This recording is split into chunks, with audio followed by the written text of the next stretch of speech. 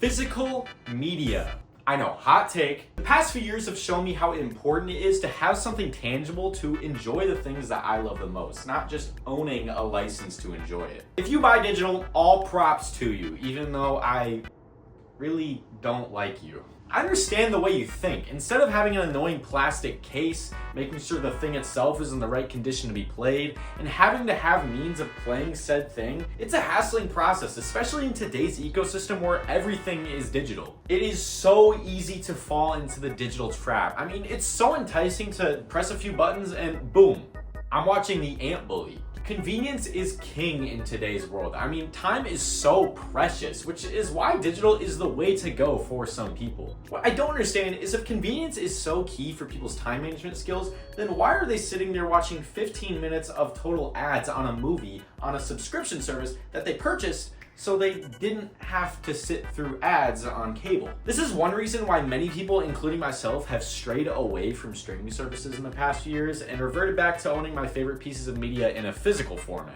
Listen, I don't know about you guys, but I love touching things. For every form of entertainment, there's a physical format to enjoy it with, and in many cases, multiple ways to enjoy those mediums physically. Let's talk film, because this is definitely what's been stirring up a frenzy in pop culture lately. In the early 2010s, Netflix boomed onto the scene with their streaming app counterpart to their DVD rental service, making tons of their catalog available to watch on demand with no ads. This was mind-boggling as a kid. The fact that I can watch practically anything on here and I don't even have to be advertised as Shirley Temple Collection every 10 minutes was incredible. Now, not too long after, Hulu came onto the scene and tried their own service, and not too long after that, HBO came and tried it too. And Disney, and NBC, and Paramount, and AMC, and Amazon, and Apple, and Starz, and BET, and Fubo, and Freevee, and Tubi, and Pupu, and Stinky, and Fifi. Streaming service fatigue came in quickly, making all of this just as, if not more expensive than cable. Netflix no longer had anything because every other company took their stuff off of it and put it in their own stupid streaming service. And yet, Netflix is like quintuple the price now? So that's where DVDs come into play, my favorite form of shelf slot. Now, of course, there's many ways to enjoy film physically, such as VHS and IMAX 70mm, but I don't exactly have the budget for the latter of that. Blu-ray I kind of bundle in with DVD because it's kind of the same thing, just with more storage space, but now they have 4K UHD DVDs, which are the king of watching your favorite movies. And since we're still kind of at the beginning of the physical resurgence of media, you can get these things for dirt cheap at thrift stores, and the selection is actually very impressive. Most Goodwills have them for under $5, and I've found most of my favorite movies this way. And that's all fine and dandy until you find your favorite movie, but it's covered in sticky substances. And when it comes to thrifting old DVDs, you gotta make sure that you're getting the widescreen version of the movie. You see, back in the day when we watched TV on these mammoths, they would release specially formatted versions of movies to fit the screen so that you aren't missing out on any of the action outside of these lines. These were called the full screen version, which is stupid because, yeah, that's not the full screen of the movie. And when TVs got flat, they released the widescreen version, which is more like the original aspect ratio you saw in the theater. Well, since it took a long time for the CRT to be completely phased out of many people's homes, many studios released a full screen and a widescreen version simultaneously. So to the average eye, the full screen text on top of the case isn't gonna mean much, but if you're watching this on a modern Blu-ray player on a modern TV, your movie is gonna look like Season 7 Fortnite. Anyways, I think all of that is completely worth it if it means I can watch all of my favorite movies and shows whenever I want. Netflix can't just come to my house with a SWAT team and take my Shrek DVD. No, this thing is mine. And don't even get me started on the menus and special features. This isn't nearly as prevalent in DVD menus today, but back in the day, they used to go all out with these menus, and they always loaded up an already great movie with tons of special features. On the Superbad Blu-ray, you can watch Michael Cera dance around for an hour straight. No, it's not looped. He actually danced around in the studio for an entire hour just for this menu. You don't get content like this on streaming services. Better yet, no ads. Coming soon to theaters. Okay, but you can skip them. No buffering. Alright, just take better care of your DVDs. And the best part, they don't get taken away. Alright, that's a problem my grandkids can deal with. So maybe it's not a perfect solution to viewing your favorite shows and movies, but it's definitely the best physical solution. Music, on the other hand, is way more complicated. There's a multitude of ways to listen to your favorite albums, and honestly, no way is particularly wrong. It all started with vinyl records, the longest lasting mainstream way to listen to music. These things are cool, straight up. They are the coolest way to listen to music. Yes, it is a process to take the record out of the sleeve, be careful not to touch the grooves a lot, cleaning it once you put it on to prevent static while you play it, all while storing it in a good environment that prevents warping.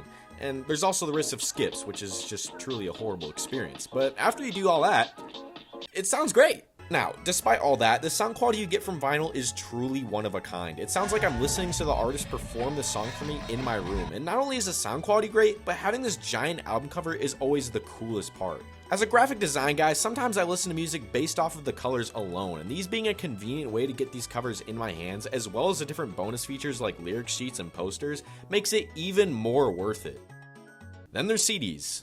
I feel like since the resurgence of vinyl in the past 10 years or so has made CDs kind of try and copy their whole shtick. When I get a CD, I want it in a jewel case. They protect the CD from scratches the best and are just nicer looking in my opinion. These flimsy vinyl sleeve copycats piss me off. You have to bend the sleeve to get the CD out while also touching the CD, getting your fingerprints on it, and they honestly just crease and wear down really easily. They also rarely feature any sort of bonus features. Many times jewel cases make the cover art of the album a booklet as well, but since the sleeve things have the printed picture on the front, they almost never include any sort of extras. Boring! Now when it comes to the CD, this is definitely the most convenient way of listening to physical music. Most cars have CD players, checkmate vinyl owners, and you can skip and replay songs with ease, unlike on vinyl where you have to find the blank groove and move it there every time you want to play a certain song or skip a song. CDs are kind of in the same space as DVDs. Since the craze right now is vinyl, CDs are relatively cheap and easy to collect, and not only that, but it's incredibly easy and fun to burn your own.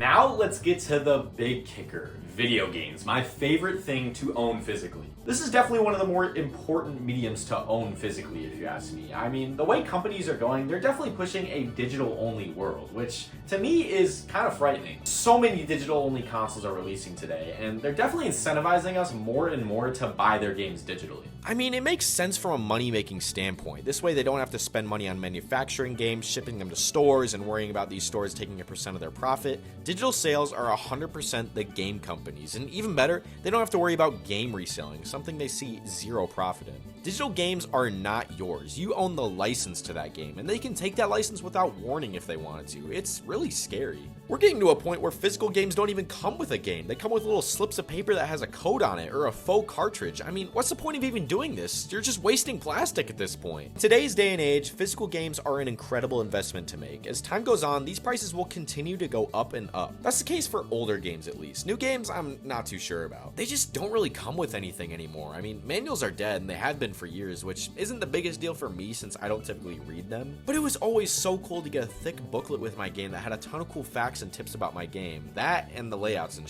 again, the graphic design in me. I mean, it's just fun, man. Popping them in, popping them out, putting them on my shelf, looking at my shelf, thinking about my many financial choices. When it comes to the preservation of physical media, especially in today's ecosystem of digital takeover, it is incredibly important to at least own a few of your favorites physically. Knowing that no matter what happens on a streaming service or if Nintendo or PlayStation servers go down, you'll always be able to interact with your favorite forms of entertainment without an issue. If you want to own digital games or you want to stream your favorite albums and movies, go right ahead. I'm glad that convenience triumphs ownership for you. I wish the same sometimes because of the fact that I have no space in my closet and I've spent thousands of dollars on this stuff. But if you ask me, I love the feeling of owning my favorite stuff. I love all my DVDs, I love all my games, and I love all my albums. And when Nuclear Fallout happens, I'll be able to watch Cars on DVD, and you won't. God damn it! This is the full screen!